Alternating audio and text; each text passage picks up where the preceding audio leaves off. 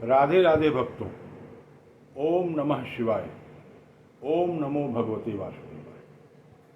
आज मैं आप लोगों को श्रीमद् भागवत महापुराण के अष्टम स्कंध में वर्णित भगवान श्री हरि विष्णु के मनवंतर अवतार की एक कथा सुनाने जा रहा हूँ।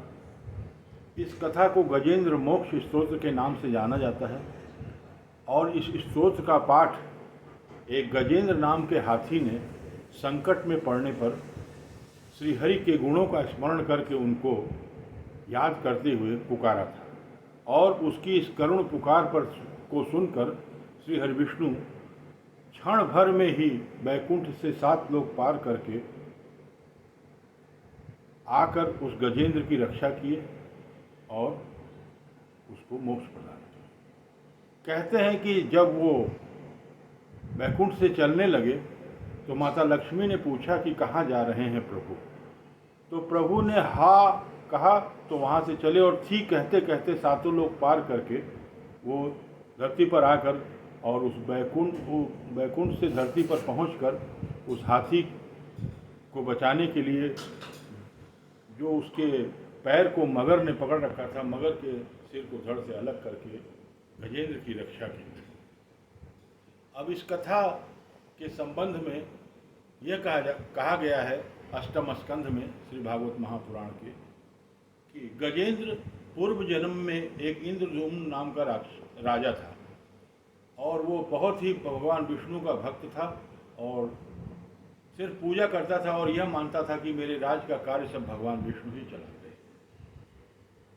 अंतिम समय में वह अपने ध्यान में निमग्न था, तभी अगस्त ऋषि वहाँ आए और वह भगवान के प्रेम में निमग्न होने के कारण उन्हें नहीं देख पाया और खड़ा नहीं हुआ। इस कारण से अगस्त ऋषि ने उसे हाथी होने का श्राप दे दिया।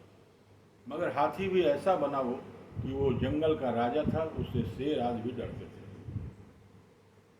अब एक दिन गजेंद्र अपने हथिनियों और बच्चों के साथ सरोवर में स्नान करने गया और वहीं पर उसको एक मगरमच्छ ने पैर को उसके पकड़ लिया और उसको जल में खींचने लगा। जब उसकी पत्नियां बच्चे सब उसे छोड़कर चले गए डूबता देखकर, तो अंत में उसको पूर्व जन्म में अपने किए गए अनुशिक्षित प्रभु के गुणों का बखान का याद आया और जो उसने भी पूजा पाठ किया था सब उसको थोड़ा बहुत कुछ याद रह गया। उस आधार पर उसने बिना किसी का नाम लिए सिर्फ विष्णु भगवान के गुणों का वर्णन किया और उन्हें पुकारा कि मेरी संकट से रक्षा करिए प्रभु, अब मुझे बचाने वाला कोई नहीं है। उसने और भी उसकी इस स्तुति करुण पुकार को और भी देवता सुन रहे थे, लेकिन कोई वहाँ उसकी मदद करने नहीं आया। तब जो हमारे आत्मस्वरूप भगवान विष्णु हैं वो तत्काल वहाँ पहुँचे और गरुड़ की पीठ से कूदकर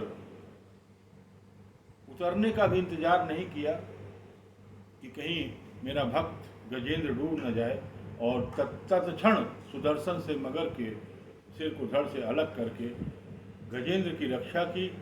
इस गजेंद्र मोक्ष स्तोत्र का श्रवण पाठ करने से हर प्रकार के बड़े से बड़ा संकट, विघ्न, पितृदोष और हर प्रकार का कष्ट दूर हो सकता है यदि इसे ब्रह्म मुहूर्त में उठकर इसको सुना जाए, पढ़ा जाए, या किसी भी समय या 3 टाइम इसको सुना जाए तो इसका परम फल मिलता है कि भगवान विष्णु की भक्ति प्राप्त होती है और भगवान विष्णु उस पर कृपा करते हैं और उसके बड़े से बड़ा संकट दूर हो जाता है।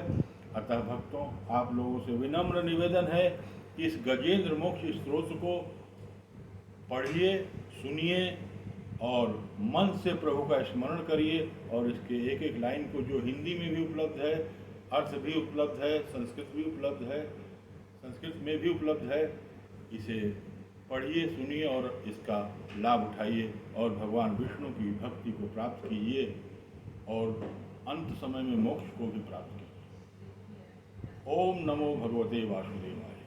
राधे राधे भक्त।